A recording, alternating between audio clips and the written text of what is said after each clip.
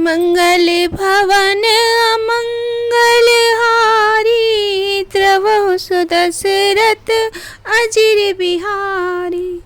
किन्नर नाग सिद्ध गंधर्वा, बंधुन समेत चले सुर सरवा। विष्णु विरंच महेश बिहाई, चले सकल सुर जान बनाई। सती बिलोके व्योम विमाना, जात चले सुंदर विधि नाना। सुर सुंदरी करहि कल गाना, सुनत श्रवण छूटै मुनि ध्याना। पूछ्यो तब शिव कहु बखानी, पिता यज्ञ सुनि कछु हरसानी। जो महेश मोहि आयुष देहि, कछु दिन जाई रहो मिस एहि। पति प्रत्याग हृदय दुख भारी, कहीं न निज अपराध विचारी। बोली सती मनोहर भानी, भय संकोच प्रेम रस सानी। मंगल भवन अमंगल हारी, द्रवहु सुदशरथ अजिर बिहारी। पिता भवन उत्सव परव, जो प्रभु आयुष होय। तो मैं जाऊं कृपायतन, सादर देखन सोय। मंगल भवन अमंगल हारी, द्रवहु सुदशरथ अजिर बिहारी। कहूँ नेक मोरे मन भावा, ये अनुचित नहीं नेवत पठावा। दक्ष सकल निज सुता बुलाई, हमरे बैर तुम्हो बिसराई। ब्रह्म सभा हम सन दुख माना, तेहि ते अजहु करहि अपमाना। जो बिन बोली जाहु भवानी, रहै न सील स्नेहु न कानी। यद्यपि मित्र प्रभु पृथु गुरु गेहा, जाय बिन बोले न संदेहा। तदपि विरोध मान जहाँ कोई, तहाँ गए कल्याण न होई। भांति अनेक शंभु समझावा, भावी बस न ज्ञान उरावा। कहे प्रभु चाहु जो बिनय भुलाए, नहीं भली बात हमारे भाए। मंगल भवन अमंगल हारी, द्रवहु सुदशरथ अजिर बिहारी। कही देखा हरि जतन बहु, रहै न दक्ष कुमारी। दिए मुख्य गण संग तव, विदा कीन त्रिपुरारी। मंगल भवन मंगल हारी, द्रवहु सुदशरथ अजिर बिहारी। पिता भवन जब गई भवानी, दक्ष त्रास काहू न सन्मानी।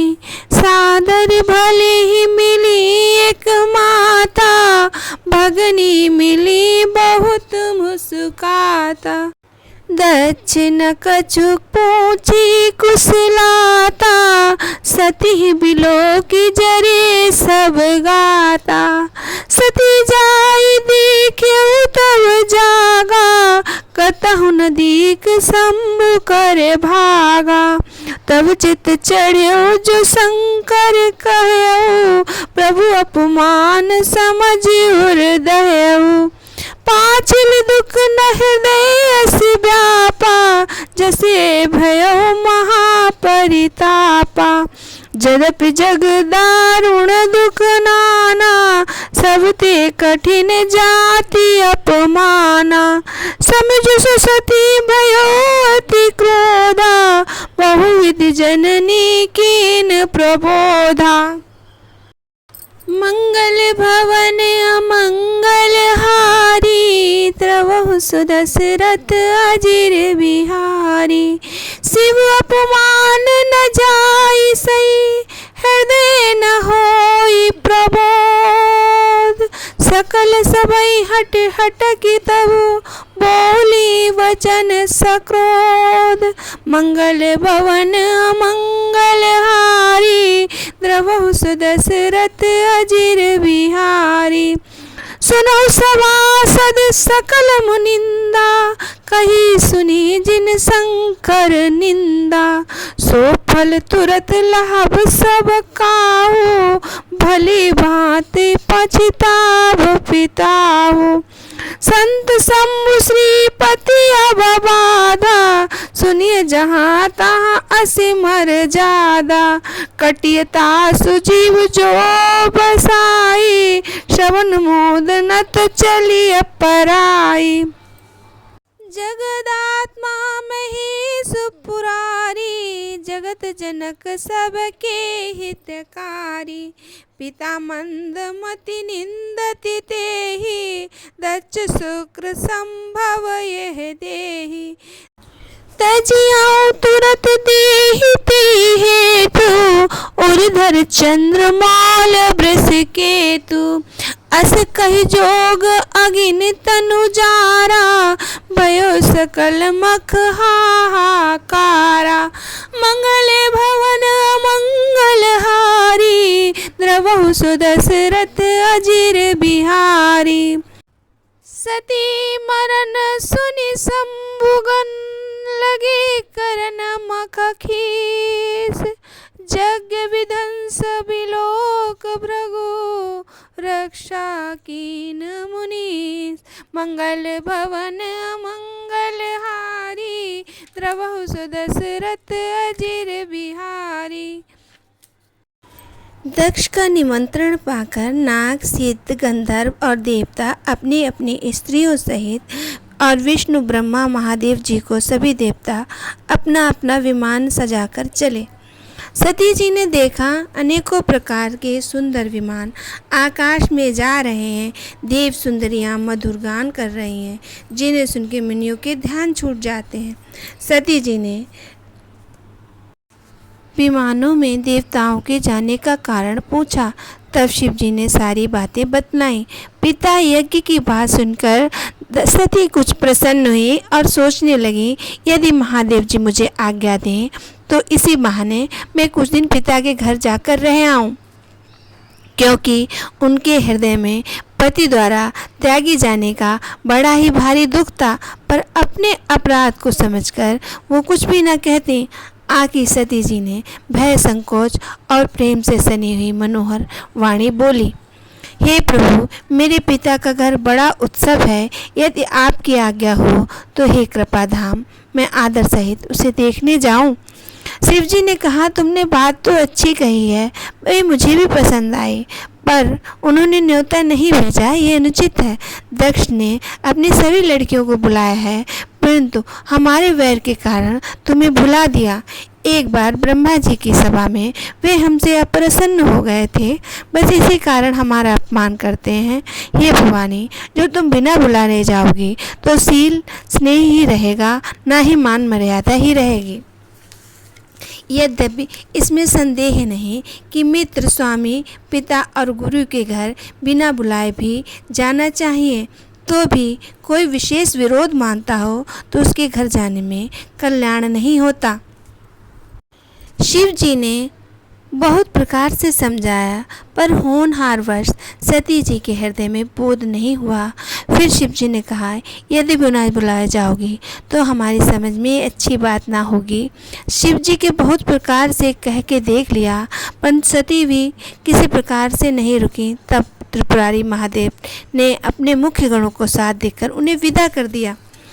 भवानी जब पिता दक्ष के यहाँ पहुँची, तब दक्ष ने के डर के मारे किसी ने उनकी आप भगत नहीं की।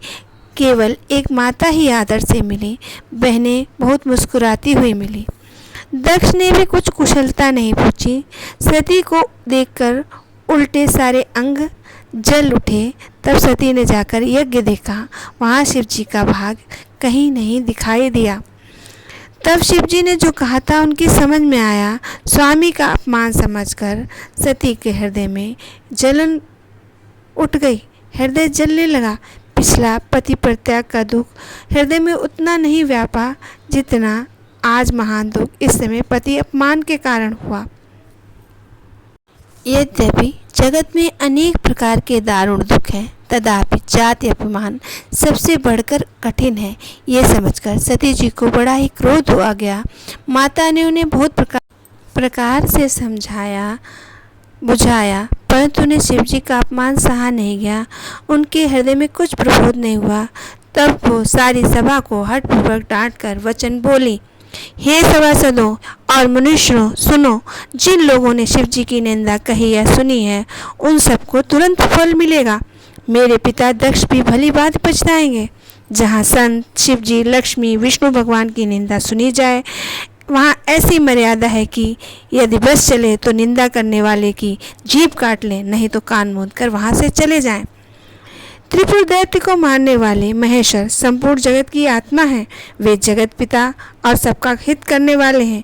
मेरा मंदबुद्धि पिता उसकी निंदा करता है और मेरा शरीर उस दक्ष के वीर से ही उत्पन्न है। इसलिए चंद्रमा को ललाट पर धारण करने वाले वृषकेतु शिव जी को हृदय में धारण करके मैं इस शरीर का तुरंत त्याग कर दूंगी। ऐसा कहके सती जी योगाग्नि में अपना शरीर भस्म कर डाला। सारी यज्ञशाला में हाहाकार मच गया। सती का मरण सुनकर शिवजी के गण विध्वंस करने लगे।